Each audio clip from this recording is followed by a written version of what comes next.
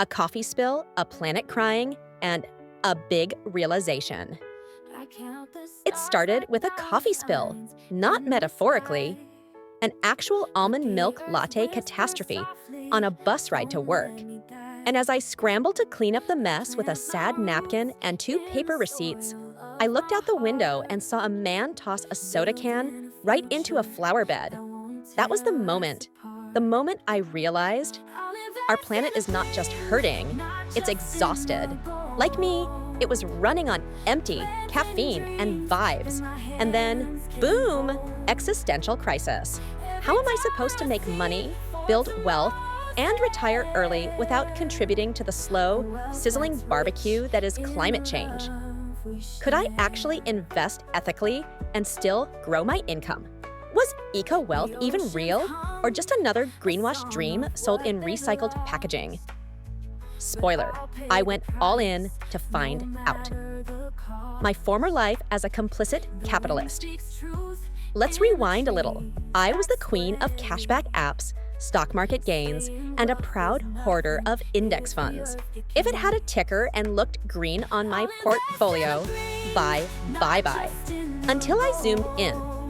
My diversified ETF, full of oil giants and companies that treated the rainforest like a scratch and sniff sticker. My high-yield fund, supporting fast fashion factories that paid workers less than the price of a bubble tea. I was rich in returns, but morally bankrupt. So I took a deep breath, grabbed a reusable cup, and decided to rebuild my investment strategy without torching the earth. What even is ESG?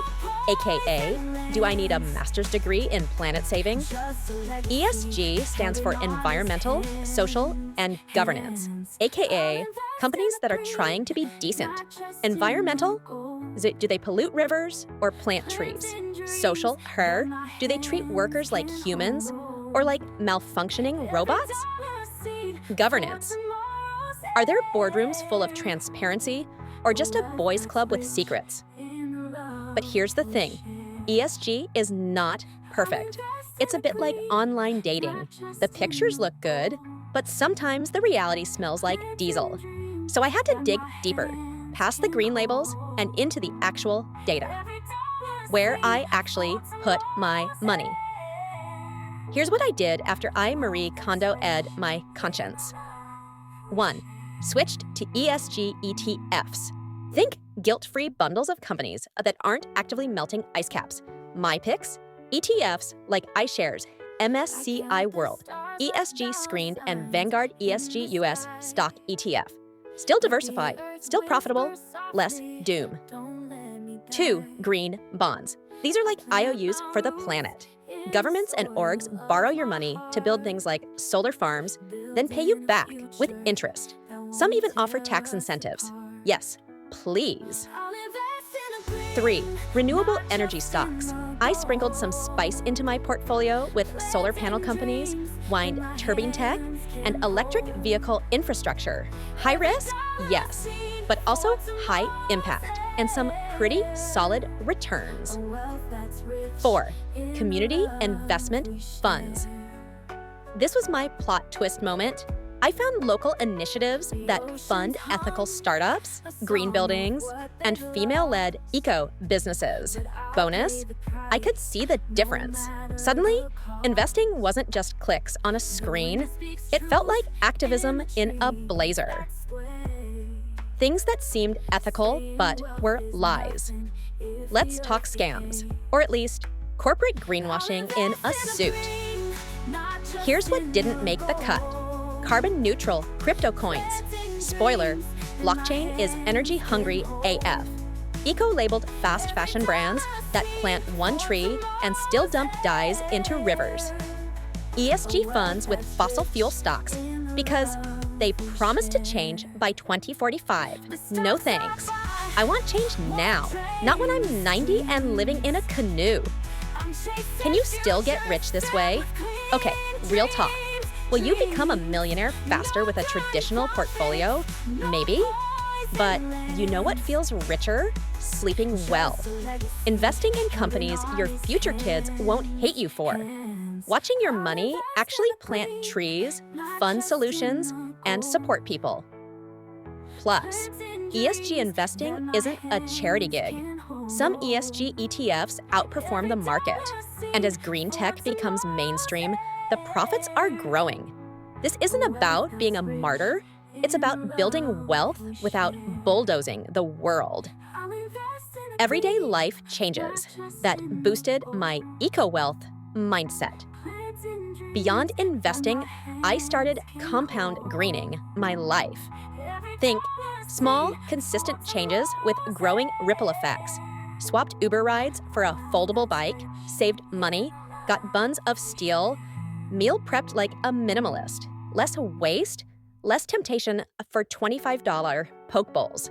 Sold my fast fashion clothes, then reinvested the cash in ethical brands. Suddenly, saving money felt like an act of rebellion and protection. Turns out, sustainability and financial freedom are secret besties. What I wish I knew sooner. It's not all or nothing. Start with one green ETF, or divest $100 from the worst offender. Perfection is a myth.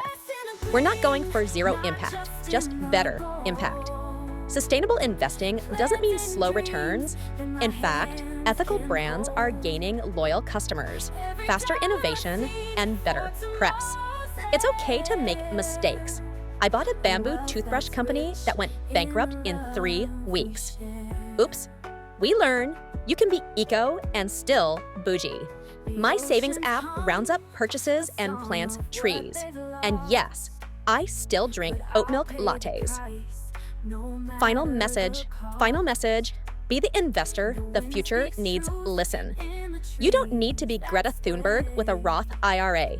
You just need to care and choose and start.